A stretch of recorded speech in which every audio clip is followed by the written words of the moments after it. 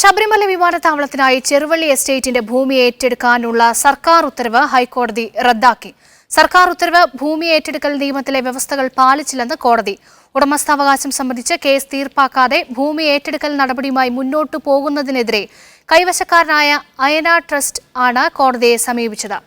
വിവരങ്ങൾ നൽകാൻ കൊച്ചിയിൽ നിന്ന് ഷബ്ന സിയാർ ചേരുകയാണ്. ഷബ്ന, ഇപ്പോൾ ഈ ഭൂമി ഏറ്റെടുക്കാനുള്ള സർക്കാർ ഉത്തരവ് ഏത് സാഹചര്യത്തിലാണ് ഹൈക്കോടതി റദ്ദാക്കിയിരിക്കുന്നത്?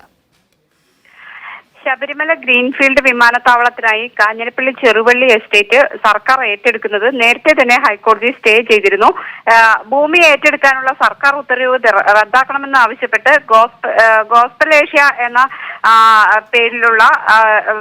പേരിൽ അറിയപ്പെട്ടിരുന്ന അയന ചാരിറ്റബിൾ ട്രസ്റ്റ് നേരത്തെ തന്നെ ഹൈക്കോടതിയെ സമീപിക്കുകയും ഇത്തരത്തിലൊരു വാദം ഉന്നയിക്കുകയും ചെയ്തിരുന്നു. തുടർന്ന് ഹൈക്കോടതി ഇടക്കാല ഉത്തരവിലൂടെ ഇത് സ്റ്റേ അനുവദിച്ചിരുന്നു. എന്നാൽ ഇന്ന് ഈ ഹർജി പരിഗണിച്ചപ്പോഴാണ് ഈ കോടതി സർക്കാരിന്റെ ഉത്തരവ് റദ്ദാക്കിക്കൊണ്ട് ഉത്തരവിട്ടിട്ടുള്ളത്.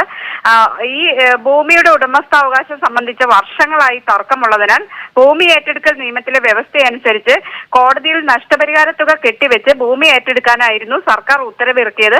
എന്നാൽ ഇതിന്റെ വാദത്തിനിടെ തന്നെ കോടതി ചോദിച്ചിരുന്നു, ഇത് സർക്കാർ ഭൂമിയാണെങ്കിൽ എന്തിനാണ് ഈ രീതിയിൽ നഷ്ടപരിഹാര തുക കെട്ടിവെക്കുന്നത് എന്ന് കോടതി തന്നെ നേരത്തെ പരാമർശം ഉന്നയിച്ചതാണ്.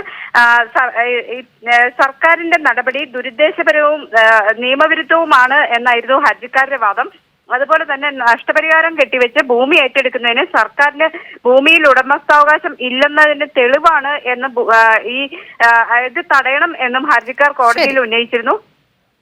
ശബരിമല വിമാനത്താവളത്തിനായി ചെറുവള്ളി എസ്റ്റേറ്റിന്റെ ഭൂമി ഏറ്റെടുക്കാനുള്ള സർക്കാർ ഉത്തരവ് ഹൈക്കോടതി റദ്ദാക്കിയിരിക്കുന്നു. വിവരങ്ങളാണ് കൊച്ചിയിൽ നിന്ന് ഷബ്ന സിയാദ് നൽകിയത്.